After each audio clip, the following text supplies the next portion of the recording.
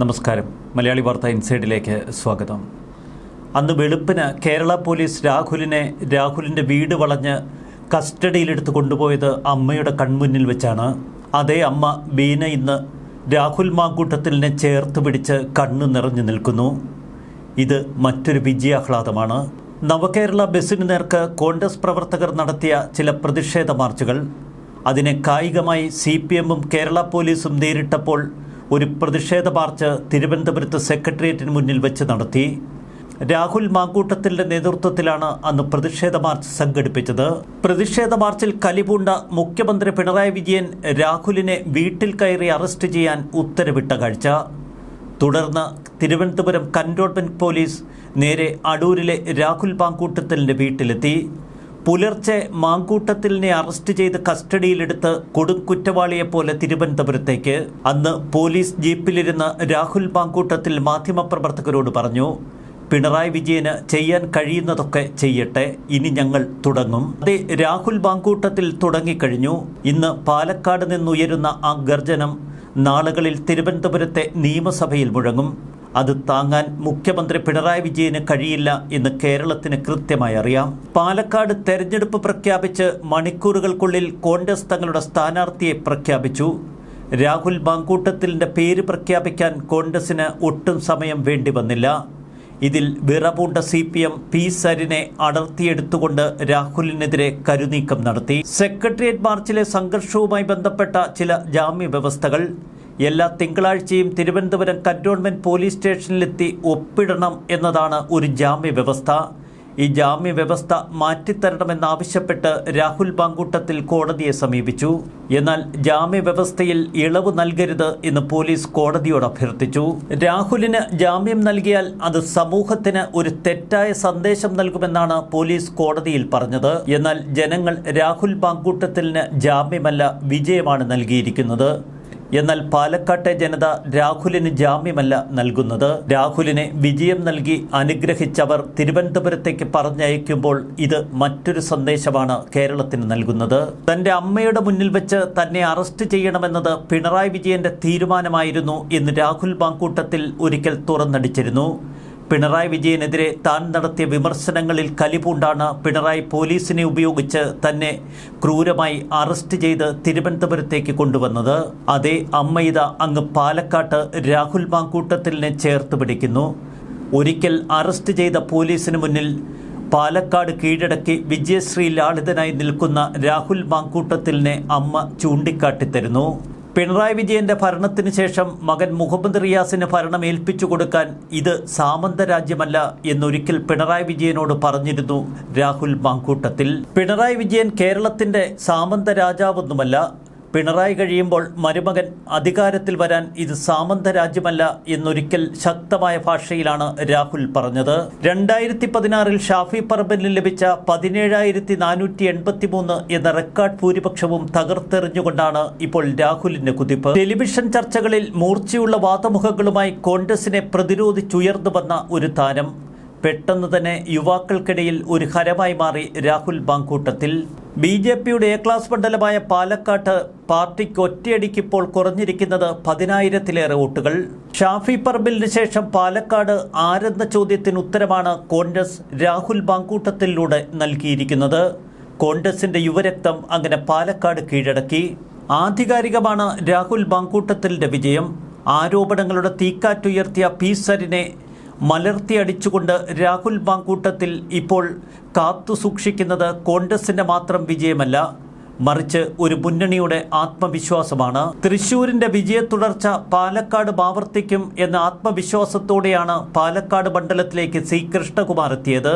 എന്നാൽ ആ കണക്കുകൂട്ടലുകൾ പാടെ പിഴുതെറിഞ്ഞുകൊണ്ട് രാഹുലിന്റെ തേരോട്ടം. പാലക്കാട് നഗരസഭയടക്കമുള്ള BJP കോട്ടകൾ തകർത്തെറിഞ്ഞുകൊണ്ടാണ് രാഹുൽ മാങ്കൂട്ടത്തിൽ വിജയത്തിലേക്ക് കുതിച്ചത്. ചാനൽ മുറിയിലാവട്ടെ മാധ്യമപ്രവർത്തകരുടെ മുന്നിലാവട്ടെ ചോദ്യങ്ങൾ ഏതായാലും രാഹുൽ മാങ്കൂട്ടത്തിലിന് ഉത്തരമുണ്ട്. അത് കിറുകൃത്യം. ചാനൽ ചർച്ചകളിലെ സ്ഥിരം കോൺഗ്രസ് സാന്നിധ്യമായിരുന്നു രാഹുൽ മാങ്കൂട്ടം. മറുവശത്ത് ഷാഫി പറമ്പിൽ പാലക്കാട് നിന്ന് വടകരയിലേക്ക് വണ്ടി കയറുമ്പോൾ പാലക്കാട്ടേക്ക് നേരത്തെ തന്നെ നേതാക്കൾ മനസ്സിൽ കരുതിയ പേരാണ് രാഹുലിൻ്റേത്. ഒടുവിൽ തെരഞ്ഞെടുപ്പ് പ്രഖ്യാപിച്ചപ്പോൾ രാഹുൽ മാങ്കൂട്ടത്തിലിൻ്റെ പേര് പ്രഖ്യാപിക്കാനും ഒട്ടും സമയം വേണ്ടി വന്നില്ല.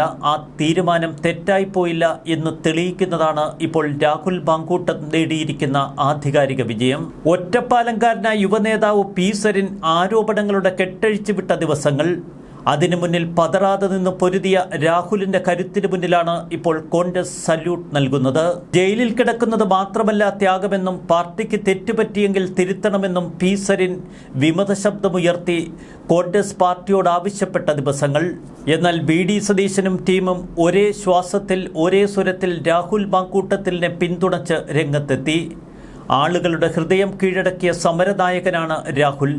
രാഹുൽ പാലക്കാട് കീഴടക്കുമെന്ന് അന്ന് വി.ഡി. സതീശൻ തുറന്നടിച്ചു. രാഹുൽ മാങ്കൂട്ടത്തിൽ പുതിയ തലമുറയുടെ പ്രതീകമെന്നാണ് അന്ന് സുധാകരൻ വിശേഷിപ്പിച്ചത്. നേതൃത്വം പ്രതീക്ഷിച്ചതിനുമപ്പുറം ഇപ്പോൾ രാഹുൽ വളർന്നു കയറിയിരിക്കുന്നു. 2006 KSU പ്രവർത്തനങ്ങളിലൂടെ പത്തനംതിട്ട കാത്തലിക്കറ്റ് കോളേജിൽ നിന്നാണ് രാഹുലിന്റെ രാഷ്ട്രീയ ജൈത്രയാത്ര തുടങ്ങുന്നത്. തൊട്ടടുത്ത വർഷം KSU അടൂർ നിയോജക മണ്ഡലം പ്രസിഡന്റ്, പിന്നെ യൂത്ത് കോൺഗ്രസിന്റെ പെരിങ്ങനാട് മണ്ഡലം committee president, university councillor, KSU ജില്ലാ പ്രസിഡന്റ്, NSUI ദേശീയ സെക്രട്ടറി, KSU സംസ്ഥാന ജനറൽ സെക്രട്ടറി, യൂത്ത് കോൺഗ്രസ് സംസ്ഥാന ജനറൽ സെക്രട്ടറി തുടങ്ങിയ പദവികളിലേക്കുള്ള വളർച്ച. KPCC അംഗമായും യൂത്ത് കോൺഗ്രസ് സംസ്ഥാന ജനറൽ സെക്രട്ടറിയുമായും പിന്നീട് രാഹുൽ മാങ്കൂട്ടം വളർന്നു കയറി. 18 വർഷം കൊണ്ട് പാർട്ടിയിലെ വിവിധ ചുമതലകൾ. ഒടുവിൽ 2023 യൂത്ത് കോൺഗ്രസ് പ്രസിഡന്റായി സ്ഥാനമേറ്റു. യൂത്ത് കോൺഗ്രസ് പ്രസിഡന്റ് മത്സരത്തിൽ തൊട്ടടുത്ത സ്ഥാനാർത്ഥി അബിൻ വർക്കിയേക്കാൾ 53,398 വോട്ടുകളുടെ ഭൂരിപക്ഷത്തിലാണ് രാഹുൽ വിജയിച്ചത്. യുവമനസ്സുകൾ കീഴടക്കിയ ഷാഫി പറമ്പിൽ ഇരുന്ന കസേരയിലേക്ക് അങ്ങനെ രാഹുൽ മാങ്കൂട്ടം നടന്നെത്തി. അതേ മാതൃകയാണ് ഇപ്പോൾ പാലക്കാട് നിയമസഭാ മണ്ഡലത്തിലും. ഷാഫിക്ക് പിൻഗാമിയായി അവിടെ രാഹുൽ കളം നിറഞ്ഞു. അച്ഛനോടുള്ള വൈകാരിക അടുപ്പമാണ് തന്നെ രാഷ്ട്രീയക്കാരനാക്കിയത് എന്ന് രാഹുൽ ഒരിക്കൽ പറഞ്ഞിട്ടുണ്ട്. പത്തനംതിട്ട മുണ്ടപ്പള്ളി പാറക്കൂട്ടം ആറ്റുവിളാകത്തെ രാജേന്ദ്രക്കുറുപ്പ് എന്ന രാഹുലിന്റെ അച്ഛൻ ഇന്ത്യൻ ആർമി ഓഫീസറും കറകളഞ്ഞ കോൺഗ്രസുകാരനുമായിരുന്നു.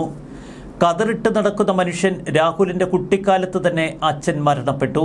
പിന്നെ അമ്മ ബീനയായി രാഹുലിനെല്ലാമെല്ലാം. ഒരിക്കൽ അച്ഛൻ്റെ കതറുടുപ്പ് ഒന്നെടുത്തിട്ടു. വൈകാരികമായ ഒരു സുരക്ഷിതത്വം തനിക്ക് അനുഭവപ്പെട്ടു. ഒരു രാഷ്ട്രീയക്കാരനാകണം എന്ന് മനസ്സിൽ ഉറച്ച നിമിഷങ്ങളായിരുന്നു അത്. അച്ഛനിൽ നിന്ന് കിട്ടിയ വൈകാരികമായ അടുപ്പത്തോടൊപ്പം വായിച്ചും മനസ്സിലാക്കിയുമൊക്കെ കോൺഗ്രസ് പ്രസ്ഥാനത്തെക്കുറിച്ച് കൂടുതൽ അറിഞ്ഞുവെന്ന് രാഹുൽ. തൃക്കാക്കരയിലും പുതുപ്പള്ളിയിലുമൊക്കെ ഉപതെരഞ്ഞെടുപ്പുകൾ നടന്നപ്പോൾ കോൺഗ്രസിന്റെ മുഖ്യ പ്രചാരകനായി അവിടെ എത്തി. തിളങ്ങി നിൽക്കുന്ന രാഹുൽ മാങ്കൂട്ടം അന്ന് മാധ്യമങ്ങളുടെയും ചാനലുകളുടെയും ഒക്കെ കോൺഗ്രസിന്റെ മുഖമായി മാറി. കഴിഞ്ഞ നിയമസഭാ തെരഞ്ഞെടുപ്പിൽ രാഹുൽ സ്ഥാനാർത്ഥിയാകും എന്ന് മാധ്യമങ്ങളിൽ വാർത്ത പടർന്നിരുന്നു. തന്റെ മൂത്ത സഹോദരനാണ് ഷാഫി പറമ്പിൽ എന്ന് വിശേഷിപ്പിക്കാറുണ്ട് രാഹുൽ മാങ്കൂട്ടത്തിൽ. സ്വയം വഴിവെട്ടി വന്നവൻ തന്നെയാണ് രാഹുൽ മാങ്കൂട്ടം. രാഷ്ട്രീയ ജീവിതത്തിലെ ആദ്യ നിയമസഭാ തെരഞ്ഞെടുപ്പിൽ കരുത്തരായ എതിരാളികളെ മലർത്തിയടിച്ചുകൊണ്ടാണ് ഇപ്പോൾ രാഹുലിന്റെ വിജയക്കുതിപ്പ്. നാളുകളിൽ പിണറായി വിജയനെതിരെ ശക്തമായ പോരാട്ടമുഖം തുറക്കാൻ കരുത്തനായ ഒരു യുവനേതാവ്. ഇത് കോൺഗ്രസിന്റെ മനോവീര്യം വളർത്തും എന്ന് മാത്രമല്ല, കേരളത്തിൽ 2026 തെരഞ്ഞെടുപ്പിന് UDFന് ശക്തി പകരുകയും ചെയ്യും. ഇനി നിയമസഭയിൽ നടക്കുന്ന തീപാറുന്ന വാദമുഖങ്ങളിൽ മറ്റൊരു മുഖം കൂടി നമ്മൾ കാണും. അത് രാഹുൽ മാങ്കൂട്ടത്തിലിൻ്റെ. പിണറായി വിജയൻ രാഹുൽ മാങ്കൂട്ടത്തിലിനെ ഭയക്കുന്നു എന്നതിന് പലവിധ തെളിവുകളുണ്ട്. അതുകൊണ്ട് മാത്രമാണ് BJP ജയിച്ചു കാണണമെന്ന് ഒരുപക്ഷെ പാലക്കാട് പിണറായി വിജയൻ ആഗ്രഹിച്ചതുപോലും. LDF ക്യാമ്പിൽ നിന്ന് സിറാജിനും സുപ്രഭാതത്തിനുമൊക്കെ ആ വർഗീയ പരസ്യം വിരുന്നൊരുക്കിയതിന് പിന്നിലും രാഹുൽ പേടി തന്നെ. മുഖ്യമന്ത്രി പിണറായി വിജയനെ എന്തുകൊണ്ട് കേന്ദ്ര സർക്കാർ ജയിലിലടയ്ക്കുന്നില്ല എന്നൊരിക്കൽ പച്ചയ്ക്ക് ചോദിച്ചിരുന്നു രാഹുൽ മാങ്കൂട്ടം.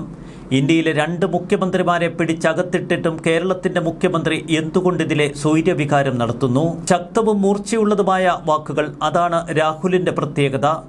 നിയമസഭയിൽ ഇനി പിണറായി വിജയന് നേരിടാനുള്ള വജ്രായുധവും അതുതന്നെയാവും. പാലക്കാടിൻ്റെ മുത്ത് അങ്ങനെ തിരുവനന്തപുരം നിയമസഭയിലെ തിളങ്ങുന്ന താരമാകും. ഒപ്പം പിണറായി വിജയന് ഇനിയുള്ള കാലം അത്ര സുഖകരമാവില്ല എന്നതിൻ്റെ തെളിവുകളാണിതൊക്കെ. ന്യൂസ് ഡെസ്ക് മലയാളി വാർത്ത.